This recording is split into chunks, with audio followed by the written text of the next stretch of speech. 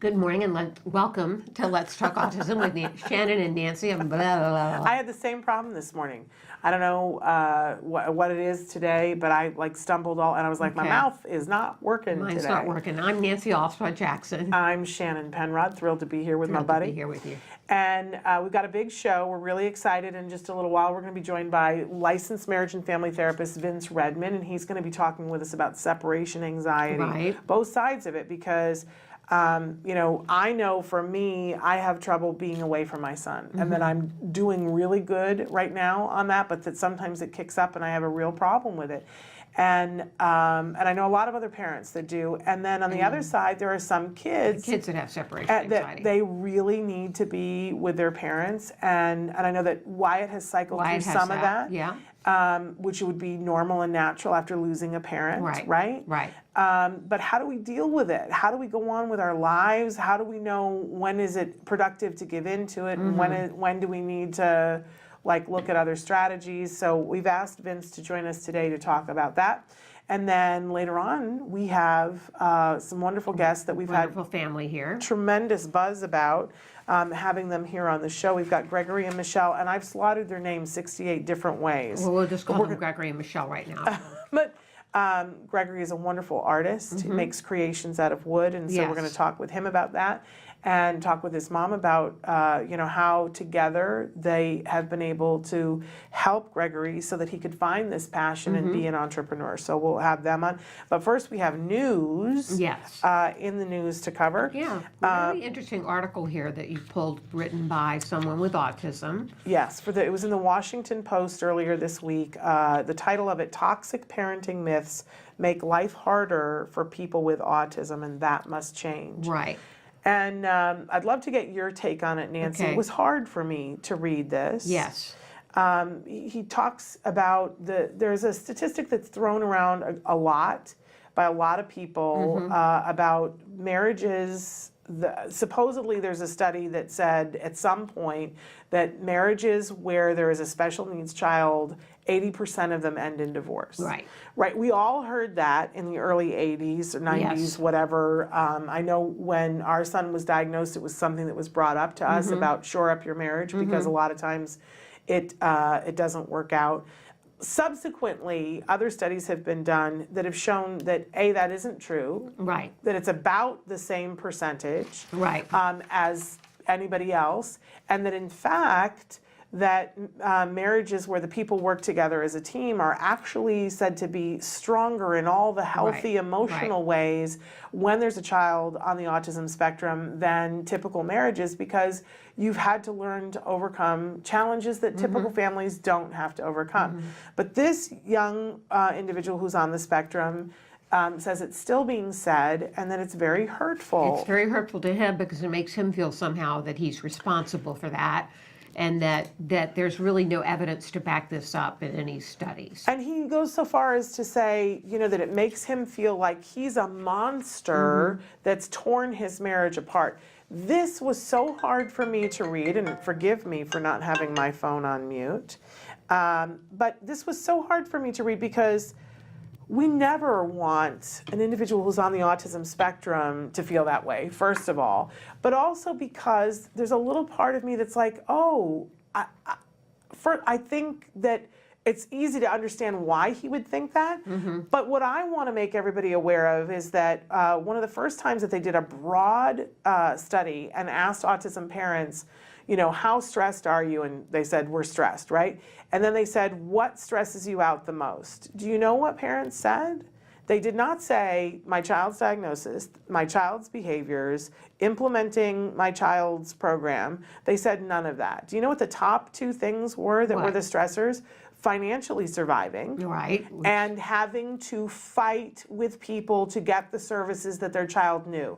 I can tell you right now that the most stress that I have had about having a child with autism is dealing with people at school who weren't doing what my child needed and knew it. See, I'm getting hepped up. Knew it and stood there and lied to me and tried to screw my kid out of services. That's what's stressful. Right. I can believe the statistics then on the fact that the financial, getting your child's needs met and the financial stress, because we all know the financial stress of It's getting autism overwhelming. treatment and care is crazy. And if you have, your full-time life dedicated to getting those services, but most of us When don't can have the you work? luxury of that. Yeah, when can you work? When can you work? The other So- thing, go ahead. Oh, I just wanted to reiterate that though, that it is stressful for autism parents, but not because of our kids. Right. That's, I think, where the bigger misconnection is. And I probably need to write and tell this young person and say, did you know this?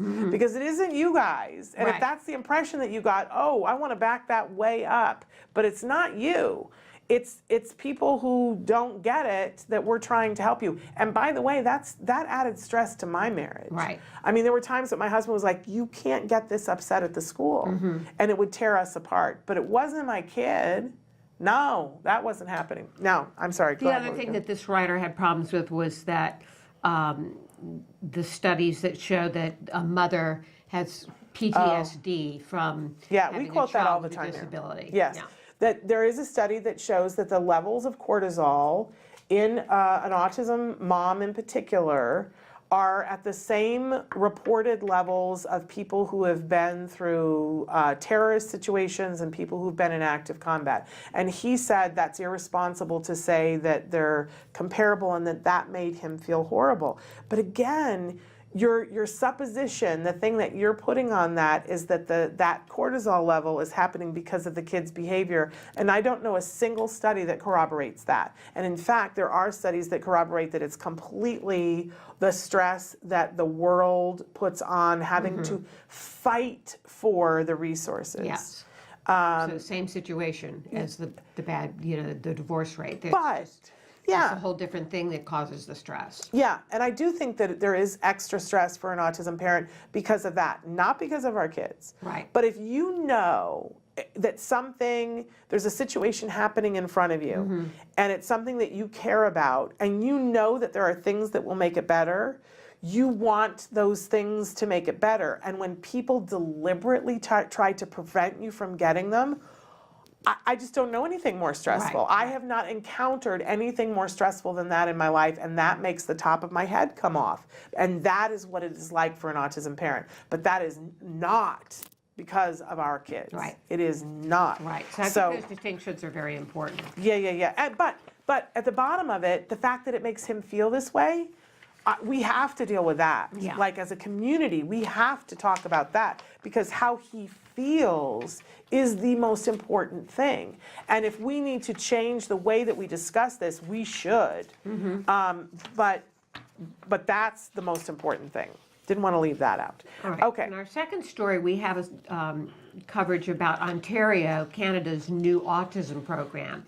Yeah. That's causing a lot of attention. And it's in the news a lot right now. There's been calls for the people who have put forward the new plan for them to step down.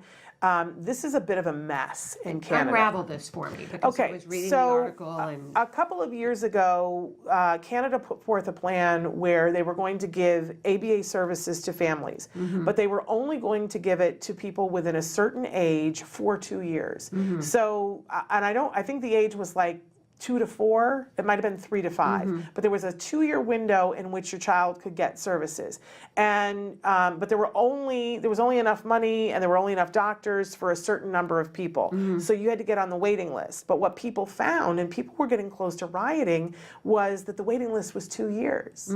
So you would get on the waiting your child list could age out before they could before even you get ever in there. got on the list. Right. And people said this isn't fair. So the other party said this isn't working. Let's give people the money, because we don't have the services. Let's divvy up the money amongst them and tell them to go find services. Well, that didn't work out either. I can imagine that would have been a nightmare. Because the amount of money that they wanted to give people was like a total amount across your life of, I think, $160,000. and their dollars, right? Which isn't enough. We know that it's $2.4 million across a lifetime, and that they would give $20,000 for you to treat your child right now this year.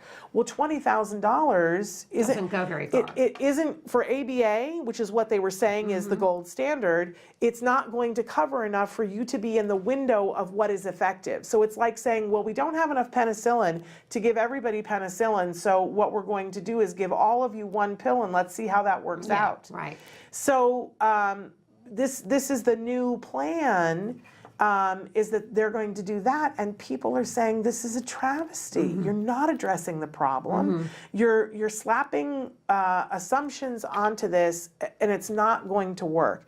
And meanwhile, back at the ranch, there's a bunch of kids in Canada that just aren't getting treatment. And Canada is going to have a huge problem in 10 years when all of those kids still need services and because they weren't treated. Right. So it's really quite horrifying. Now they're saying that they're going to put an income means test on it as well. That there's those with an adjusted annual net income of under $55,000 will be eligible for full amounts, with funding determined on a sliding scale up to $250,000. But listen to this: for a family whose child enters the program at a minimum age of 2, a total of up to $140,000 will be available over 16 years. It's not going to get it done. Do you know, you guys, that in the state of California, when California used to pay for ABA, in the very first year when my son was 3, and we stayed home and did intensive 40-hour-a-week ABA therapy, which I believe is what set us up for success from there forward. That was, I believe, $160,000 worth of therapy, because they send you a bill and say your portion is zero. $160,000. And my son will pay taxes for the rest of his life and be a contributor to society. And I think it's because of that money that they spent then. Each year they spent a little bit less after that, and now they don't spend anything, and my child doesn't get any support. But we know $2.3 million across a lifetime if you don't do anything. Right. So $140,000 across 16 years, you know, it's like saying give up. And the funding drops $5,000 every year after they're 6. It's just horrifying. Until they turn 18. This is horrible. Not a good plan. It's not the right answer. I hope those of you in Canada are in Ontario are having your voices heard, because this is not what the answer is. We have a third story about the brain response in kids with autism to a mom's voice differs than in neurotypical children. Yeah, and I don't know about you, but this one emotionally kind of got me, because what they're seeing is that, and they looked at MRIs of different kids' brains, that when kids who are neurotypical, when their mom says something, there's a part of the brain that lights up. Right. And the cortisol levels change, and they're comforted by the mom's voice. And that for kids on the autism spectrum, the mommy effect, because there's a difference for the kids that are neurotypical, they have a response that's much higher for their mom than it is for a stranger. Whereas the kids on the autism spectrum, there isn't that jump. It's the same and that made me sad. I think that's part of what the grief is when your kids are little and you were expecting the response and it isn't there, and it's not in our imaginations, and it's hard to hear. I think that these studies are important because they begin to show the areas of the brain that are different, which then begins to help us. I want people to know that they've been able to do behavioral studies and show that things can change in the brain. Things light up after behavioral training that didn't before. So we're not saying that these things are written in stone necessarily forever, but I do think it's an important. They're saying that that's just a beginning social cue that leads to so many other things, that this could be part of why the social deficit happens. Children with autism correctly identified their mother's voices without autism, 97.5% of the time. Those with autism identified their mother's voice 87.8% of the time. a statistically significant difference. So there is. And it did. It made me sad because, you know, when I was pregnant with Jem, they always talked about how you should sit and read to Right. your baby so that they get used to your voice and, you know, that they'll know mom and dad's voice. It's very interesting. We just went and visited some offices, and I saw one little guy, one little sweet little boy who was so into his dad. And boy, you know, that's how my son was. And the minute that he walked into the center, that little boy, like, it was like he heard his footsteps. He could smell that it was his dad, smell the pheromones. His dad said one word, his whole body oriented to that man. So I wonder, you know, maybe they orient more to dads. I don't know, but it's hard to Interesting hear to see that, that no matter, yeah. Anyway, Maybe they need all right. that one. Okay, we're going to come back with Vince. Yes, Vince Talk about Redmond. separation anxiety. Yes. For parents and for our kids. Yes. Because it's a two-way street. It absolutely is. Stick with us.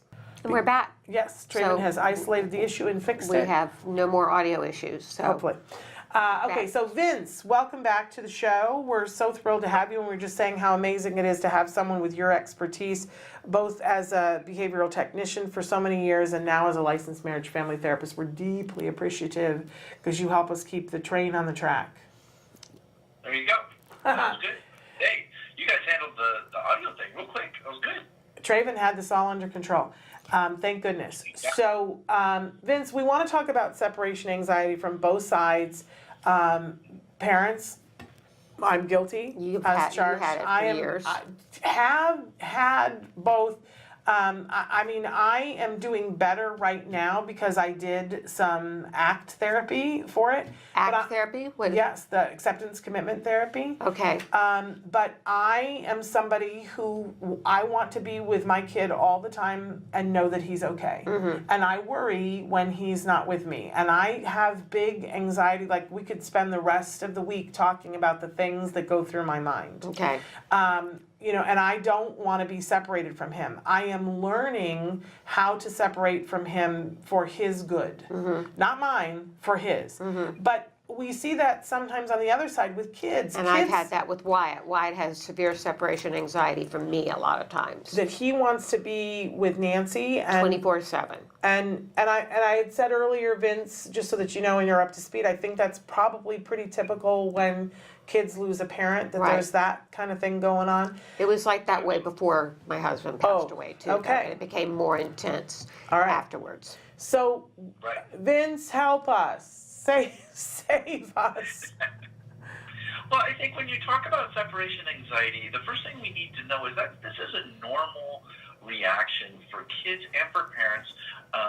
Just when they get to that stage when there actually is going to be a significant separation, right?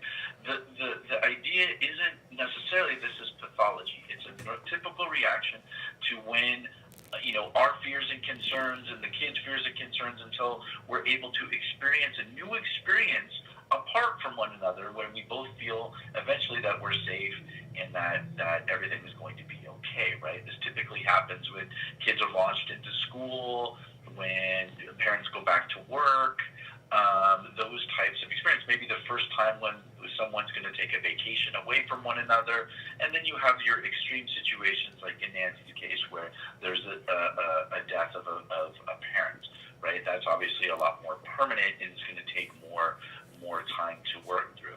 But separation anxiety in itself is not uncommon for any parent-child dyad that you're going to experience. Now, who has it more? What situation is it going to be? That's where you really have to look into the individual dynamics and work on it at that point. But this isn't necessarily something that can't be addressed, very effectively and very, successfully with both the child and the parent. Yeah. So how do we go about it then with the parent? Parents having severe separation anxiety every time they have to leave their child. What are some of the steps the parent can take to not experience this? Right, and again, we're dealing with special needs children, right? So I think what Shannon was alluding to earlier, the need to protect, the need to assist, the need to support our child is even much greater than you would with a typical child. So that's very understandable, and the parents want to make sure. So there's a couple things. The first thing I would advise the parents to do is research and gain relationships with the personnel of where that child's going to go. So if it's school, with the teacher, with the aide, the parent needs to familiarize themselves first with the staff personnel as well as the environment. So talking with the teachers, talking with the aides, observing the classroom, seeing the programmatic, pragmatics of where everyone's going to be, and so forth. Really understanding the school schedules, because knowledge is the first key to reducing anxiety. So as soon as, and now if it's coming to ABA, coming to maybe center or maybe a home-based therapy, either way, get to talk to the supervisor. Read up on what types of services they're going to be getting. Maybe if it's center-based sessions, observe the center, go to the center. Might not be able to see therapy due to confidentiality, but at least know the office, see the rooms, have a tour, get a tour taken of those facilities. Really understand where your child is going. That will reduce some anxiety. That's the first step. Now the second step would be then is to build those relationships with personnel. And then the third step would be maybe there needs to be some systematic desensitization, right? It's just too much to just drop our child off at a new environment and leave. And that's okay, that's understandable. But what we can do then is slowly work our way out. Maybe staying in the lobby for the sessions, making sure that everything's okay, asking questions of the supervisor to make sure everything's okay. And then over time, once that feels okay, then sitting out in the car, waiting, making sure everything's okay, still on the premises, still available for need for support or emergency. And then over time, that will feel okay, and that will feel comfortable. And then at that point, then they can go ahead and go on, and just continue and go, and leave the actual premises while the child is receiving care, education, therapies, treatments, what have you. Yeah, and that really works. Can I just say that really works? I am somebody who, I just don't ever, still, I drop him off at school and I have a moment.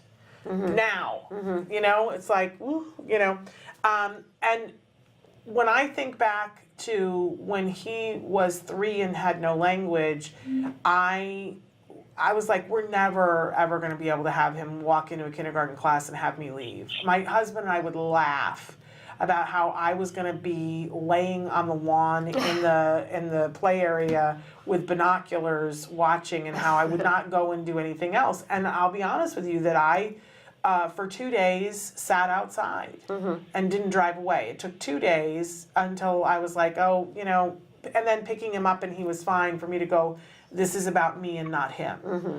And I still have to put that into the equation, Vince, and I have to say, wait a second, who is this about, me or him? Pretty much on a daily basis. But when I am able to identify that and go, oh, it's about him, and then I go, oh, okay, well, I'm just taking care of myself here. What do I need to do to be able to do this? It's a matter of time before I can walk away. I mean, every day I drive away from him. And now I'm doing traveling. Mm-hmm. I sat with a parent who was saying to me the other day that you don't understand the separation anxiety that I have, and I was like, no, I think I am the one person who in fact really understands, and I think that's why they sent me over to talk to you, because I do get it. And I was saying to her, I am here, which was nowhere near home. It was a plane ride away. And I said, and my son is not at home, not at school, on a field trip far away, and I'm breathing, mm-hmm. and I'm here, and I'm managing it, and I know he's having a great time, and I'm dealing with my feelings. I didn't think that could ever happen. So that what Vince just described about taking it one step away, one step away, one step away, even though it feels like baby steps, it actually works. So that's great for the parent. Let's do the flip side with the child that's experiencing severe separation anxiety from the parent. What are some of the things that we can do about that? Well, it's kind of the same thing, but right, is systematic. And the kids, oftentimes they experience, this is their first experience away from what's comfortable and what's predictable for them, right? Parents are typically the common source of predictability, and consistency. And any of our children on the spectrum, they need this to be able to feel comfortable. And when things change, this is why transitions are difficult. This is why new members coming onto teams. This is why, a change in environment. These are why this is so anxiety producing for our kids, is because it's a change, and they need that. They look for that consistency and that predictability. So the biggest pillar of that is a parent. So how do we reduce that, right? Again, it's very understandable that why the child would be upset. Again, I'm just going to use therapy since this is kind of our world as the example. The first thing is the parent and the supervisor need to come together and create a plan, right? It's not something that can just be done on the fly. That's not good for the parent nor the child. It has to be a succinct plan to work out that anxiety as the child's comfortability grows, right? Mom and dad can't sit in sessions for the entire program, right? That's 6, 8, 9, 10 years. That's not a plan. And the child can't expect the parent to be there at all times. That's not a plan either, right? So the plan needs to be set up to where the parent and the child will feel comfortable. What are our markers that show the child's comfortable and the parent's comfortable? And then once we've hit those markers, we've hit those goals that we collaborate on, then the parent can then slowly back out of maybe a session, or maybe back out of the room, depending on what levels of fade out we have. But kind of the same thing. We start with, the parent being probably within the visual field of a child, so that they see that they're still there and they work, and as soon as they feel comfortable and committed to what they're doing, then mom and dad are kind of in the background, right? They're there, but I'm really into what I'm doing. I'm playing, I'm engaging, I'm having a good time. Okay, that's good. If there's if they get stumped, or they're working on a question that they're having a hard time with, they can look back for reassurance, but they realize that it's okay. Then as soon as that marker is met, then mom or dad might be able to fade them out of the room. Now again, for both sake, it might not be leaving the premises. It might be just leaving the room, and the child continues with treatment with mom and dad periodically on a fixed schedule. Come in, check, so then the child sees that the parent is still available, right? Then that schedule will lengthen over time to where they're only checking in once, maybe twice of the session, and then it will fade to where the parent might fade off the premises. Now I'm talking center-based sessions, right? But if it's at home, maybe they're not checking the sessions until the end of session, because the child's comfortable knowing that the parent is around, but they don't need that immediacy right there. So systematic desensitization is the technique that would be used either way, but the plans would be significantly different and need to be set prior to working on it, not setting a plan as we're working on it. Right. If that makes sense. Okay. Absolutely. So kind of a similar situation, but just different circumstances. But I also want to say too that, we look at behaviors sometimes about, where is it happening and when is it happening and what is the function of the behavior. And I just want to put out there for all of us that have kids, we're fun people. And we're nurturing and we're fabulous. I understand why it wants to be with you. If I had a choice, I would want to be with you all the time too, right? Because you're fun.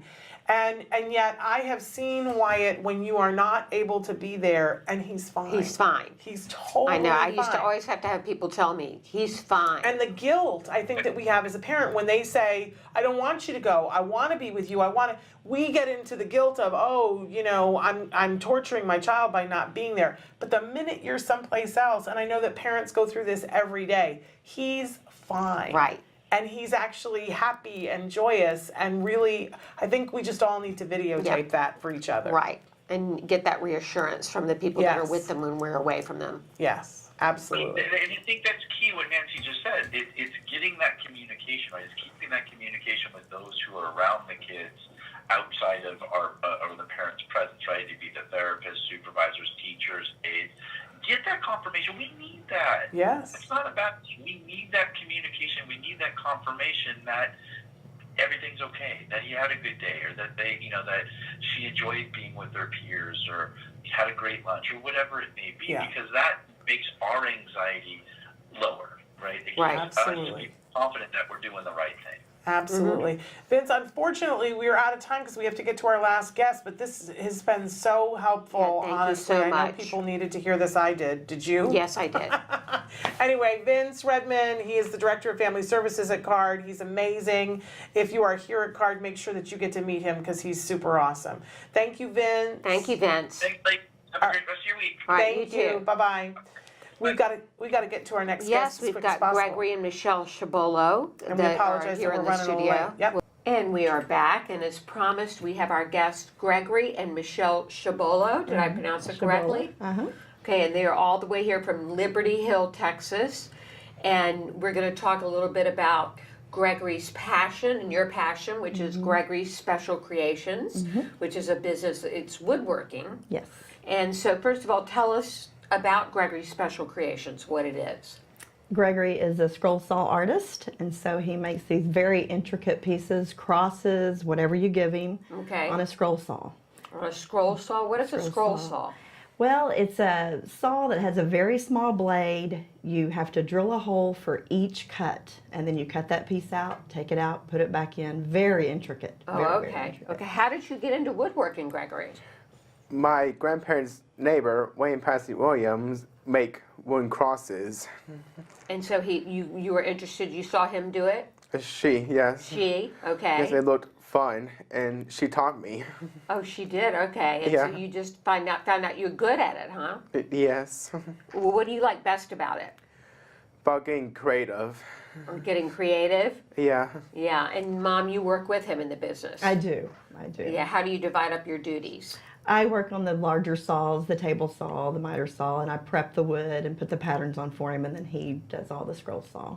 Okay, and so tell us, how do people get their creations from you, and do you sometimes do special creations for people? We do custom work, and he has a website, gregorysgifts.com. gregorysgifts.com. And we do festivals. We Okay. do local festivals. We also do them in Georgia, where my sister lives, Okay. and Colorado, where we're from, and just different places. Do we have any pictures of the woodwork? I don't know if we do or not. He happened to have brought you a piece. You brought us a piece with you. Okay. Yes. Let's see what you've got here. We love getting gifts. We're unwrapping it here. It's beautiful. Oh, look, it's our logo, Autism-Live, and it's so perfectly right on. It looks like it's very difficult to do. Is it hard to do? No.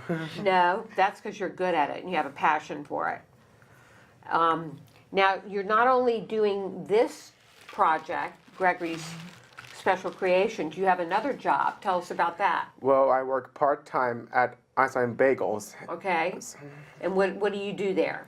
I buzz tables, restock the schmear, and make eggs. Oh, wow. Okay, so you're busy. Yes. How many days a week do you do that?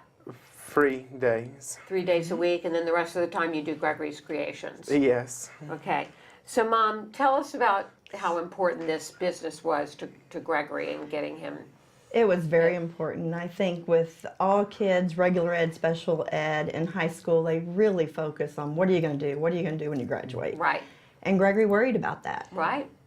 We all do, and as parents, we worry about right. that. And college was not an option for him. He didn't want to go to school.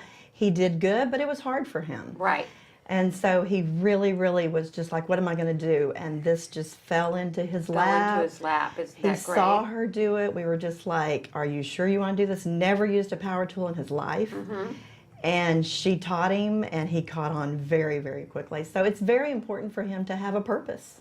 So tell us about some of the ways that Gregory has, things you've used in your various therapies and treatments over the years that you think have been effective. Well, he was diagnosed at 3.5. Okay. And there weren't a lot of therapies out there Right. at the time. This was 1997. Okay. And they basically told me, just take him home and love him. He's Right. not going to talk. He's not going to do this. He's not going to Okay, do because that. he was nonverbal at the He time. was completely nonverbal. All right. And a lot of sensory, a lot of frustration. And so I quit my job. Okay. and turned my basement into a therapy room. Right. And we had it set up as a classroom, sensory, lots of sensory things going on. Mm-hmm.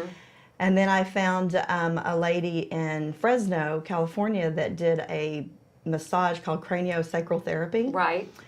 And flew him out there, Mm-hmm. and he came out and sang the ABCs for the first time ever. Really, after a craniosacral After one session. session. So you really believe that was helpful? I believe it. He does it every 6 weeks and has ever since he was Oh, really? 5.5 years old. Okay. Right.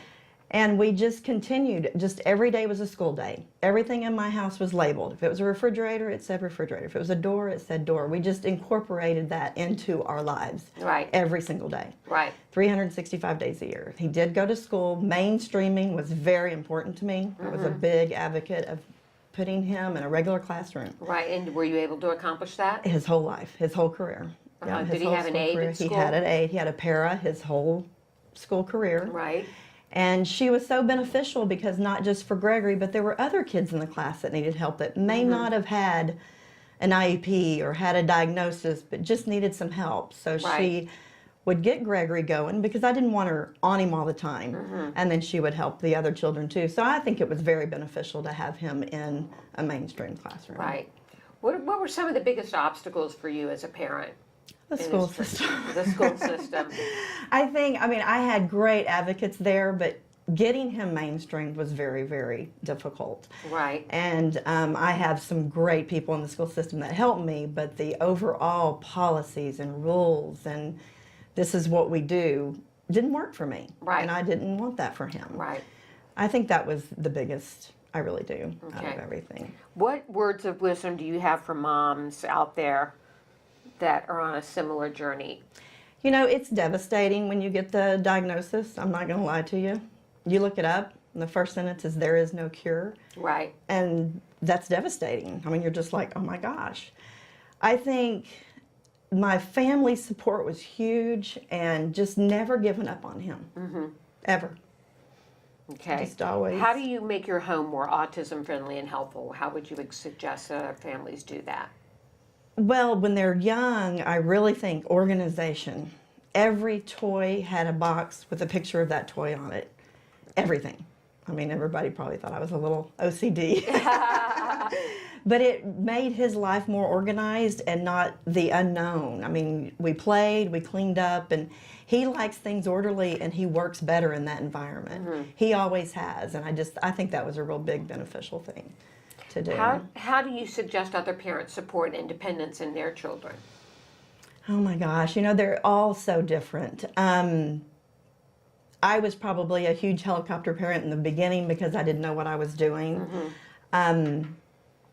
Letting other people be a part of your life and that want and are comfortable with him, let them be a part of it and help him. That detachment, I guess, from the parent is really, really hard. And the parent from the child. Right, right. So, Gregory, tell us how much fun this business is for you. It's very fun. And you really love doing it, don't you? Sure do. Do you have any goals for the future about what you want to do with the business? Goals. It's to spread joy to all the people that I meet. You want to spread joy to all the people that you meet. Yes. I bet you spread a lot of joy through this business. A lot of joy. A lot Okay. of joy. Well, we want to thank you for joining us today and sharing this with us. Let's take a look at the logo again. Can we see that on camera? There we go, the autism-live logo that Gregory created. It's absolutely beautiful. What type of wood is this? That is cherry on a soft maple base. Do you use different woods for all your creations? Yes, he uses all exotics. He uses all very, very premium wood for all of his creations. And how busy are you at the shop? Do you get We a lot are of orders very from all busy. over? We get a lot of orders, and he's been asked to be in a gallery in May. How exciting is that for you? Very That's exciting. Very exciting, and we have really big shows that we're looking forward to. So you travel to do. around to different shows, and that must be great for your independence as well. Okay, He's well, very, yeah. all right. it's great. Once again, how do people reach you? Gregory'sGifts.com. Gregory'sGifts.com, and you can learn more about this beautiful woodworking and maybe get a creation made for yourself. It also says an original handcrafted by Gregory Chabolla, which is on a plaque, which is so lovely. Yes. All right, well, we want to thank you for joining us today. Thank you for It's having been us. great to have you as a guest, Gregory. We wish you the best of luck with your woodworking business. And Michelle, you're a terrific mom. Oh, well, Thanks for thank all your you. words of wisdom for other parents out there. And want to talk to everybody about coming back tomorrow. Shannon has a great show for you. Make sure you tune in because she's got some wonderful guests. I don't have them in front of me, but it's going to be a terrific show. And we want to thank you for joining us today. And as Shannon would say, give your kiddos a hug from me, and I say give yourselves a hug. Yourselves, I'm having problems with talking today. Give yourselves a hug from me. Thanks and goodbye.